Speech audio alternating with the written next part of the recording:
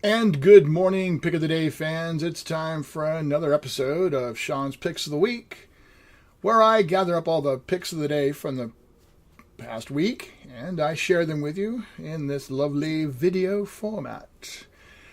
As of late, the last few weeks, I have been doing various themes. Now, things got a little off track for a while with the grand road trip and then the Denver Startup Week stuff, which that was some pretty exciting stuff. Hope to have a lot more to share on that in the days to come.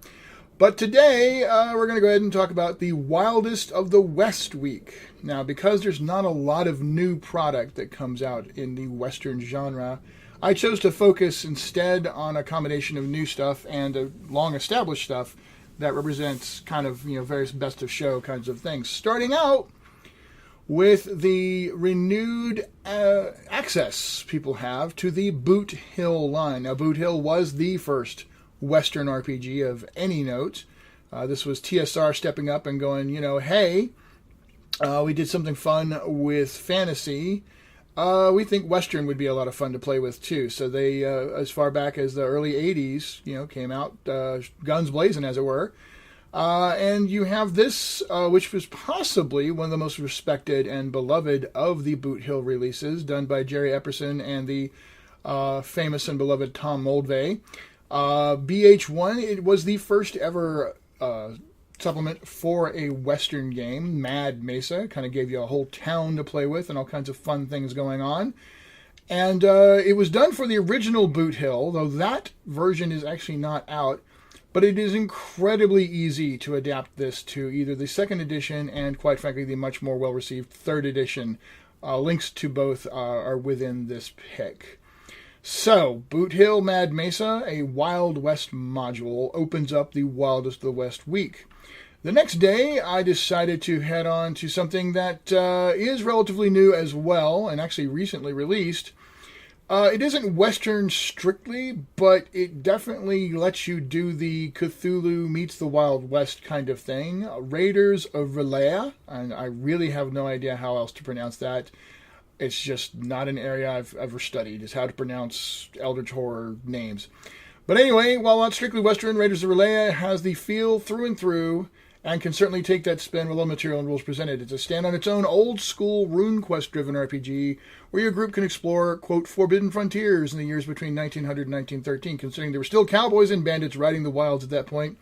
This is a fine way to mix Wild West and Eldritch Horror, which, by the way, that does seem to be a recurring theme. You see a lot of Weird West and Horror West as an interesting combination when people decide to put the flavors together for gaming.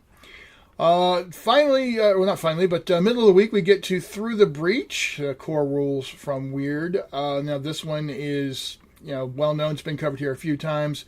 It is one that mixes dimensional rifts, steampunk, dark fantasy, and a card-driven game mechanic to bring you one of the more evocative RPG experiences out there.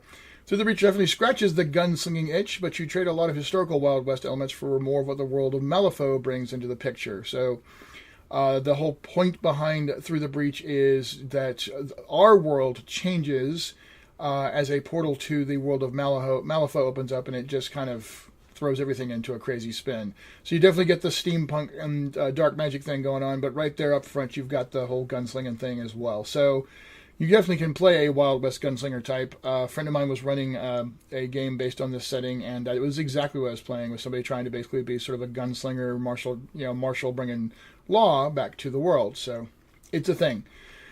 Then there is a straight-up Western dammit game. Now, I was actually able to find a few newer projects, and this is yet another one. Dante Nardo's Lock, Stock, and Barrel, as described as an outlandish dime Western RPG.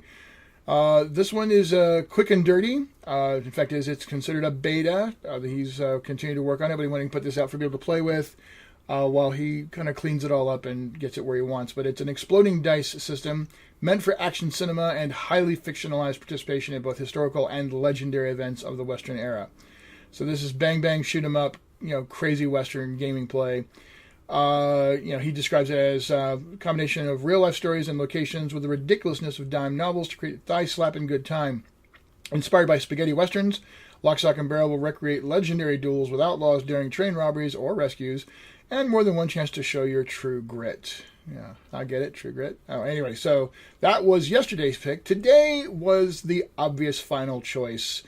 You really cannot discuss Wildest of the West without bringing forth the all-time most popular and beloved Western-themed RPG series, Deadlands. Whether you're a Deadlands Reloaded fan, playing it with these savage worlds, the globally popular game system the original game inspired, or you've chosen to head back to the original territory with Deadlands Classic 20th Anniversary Edition, you're in most excellent company. It's spaghetti western with meat, its original Weird West setting, and it has inspired multiple subgenres throughout the adventure game hobby, including a vastly enhanced interest in steampunk.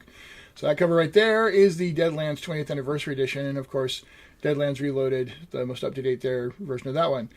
With the impending Kickstarter for the newest version of Deadlands, you may imagine that one of the things that will come along not long after that will probably be a new revision of Deadlands in the Savage Worlds rule set. So keep an eye on that for the future. Anyway, there you go, is Wildest of the West week here, and this is wrapping it up. Thanks as always for listening. Remember, if you click on any of the links, you are helping me out. Those are affiliate links. I do get a piece of the sale, and that keeps the lights on here. So, thanks again for your support. Look forward to seeing you guys next week. And my new catchphrase I am playing with, both here and on Instagram, is be good and game on.